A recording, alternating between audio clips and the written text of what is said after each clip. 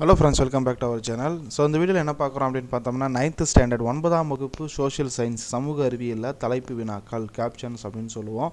சரிங்களா? தலைப்பு வினாக்கள்ல இத மட்டும் பாத்தீங்கனாலே போதுமானது 9th பொறுத்த வரைக்கும். சோ அதுல வந்து மொத்தமா ஒரு 4 பேजेस இருக்கு. ஓகேங்களா? தலைப்பு வினாக்கள்ல என்னென்ன இருக்கு அப்படிங்கிறது கொடுத்திருக்காங்க. சரிங்களா? சோ இதுல இருக்குறது மட்டுமே நல்லா ப்ரிப்பேர் பண்ணீங்கனா போதுமானது. டோட்டலா வந்து ஒரு 4 பேजेस இருக்கு. சரிங்களா?